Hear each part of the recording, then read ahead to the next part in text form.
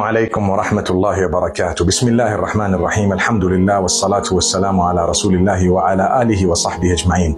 Be patient, my brothers and sisters. Things will come to you. The goodness shall come. Be patient. Your problems will be resolved. Be patient. You will see happier days. Be patient.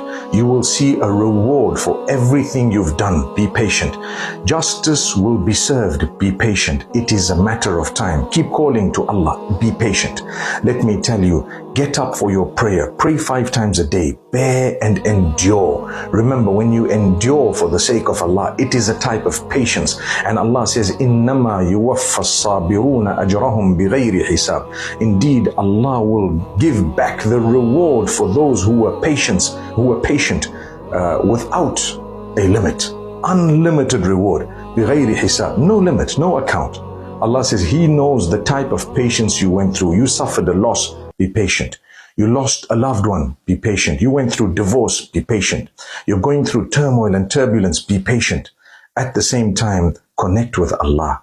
Do the right things, not the wrong things. Because when we go through struggles and people say, be patient, bear sabr, it does not mean they want you to suffer. But what it does mean is they want you to connect with Allah in a beautiful way, and that will help ease your struggles, your difficulties, your suffering. But at the same time, if you need to resolve a matter, it will guide you towards solving the problem either by doing something positive that will result in the build-up of a relationship or something that you wanted, or perhaps something that was not your first preference. For example, in the case of marriage and divorce, when we say be patient, we're talking of the struggles that you may be facing in marriage. Try to resolve them, but be patient in the process.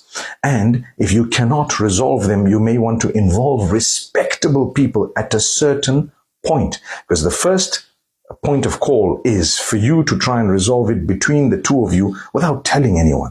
Then you have to tell someone, because there has to be an elder or someone from your system helping you and assisting you. And if it is toxic, if it is difficult, bear patience. Connect with Allah. He'll help you through it, but you may want to seek divorce or go through the divorce.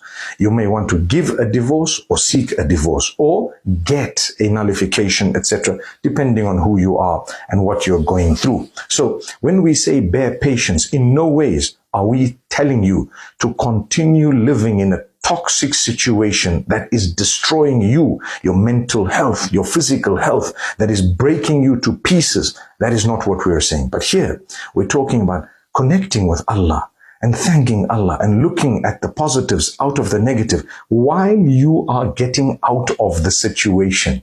So we're dealing with it, but we're going to bear patience. It's a struggle. Sometimes if you think marriage is difficult, because of the problems you're going through, divorce is even more difficult because now you're not even connected through marriage, especially when you have children.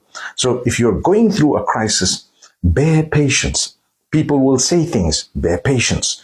Remember, Allah Almighty wants us to persevere. Allah Almighty wants us to keep trying. You know, when I sit and I look at the types of sabr that we are taught in Islam, sabr meaning the broader English word used is patience, but it also means restraint, forbearance, perseverance. All of this is included in that term, sabr. So you need power to do the right things. It's called sabr. So bear patience. Do the right thing. Don't do the wrong thing. You need the power to restrain yourself from the wrong things. So bear patience. Don't just fall into haram. Keep yourself, hold yourself. You'll be proud of the fact that you did not get to where Shaitan wanted you to get to. You'll be very happy with yourself. At the end of the day, you'll be pleased, and Allah will be even more pleased, because if you get a reward to do a good deed, trust me, you get a reward to stay away from a bad deed. That's amazing.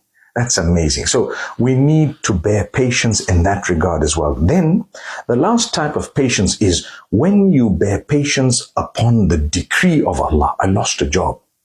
Bear patience. It's okay. Allah knows.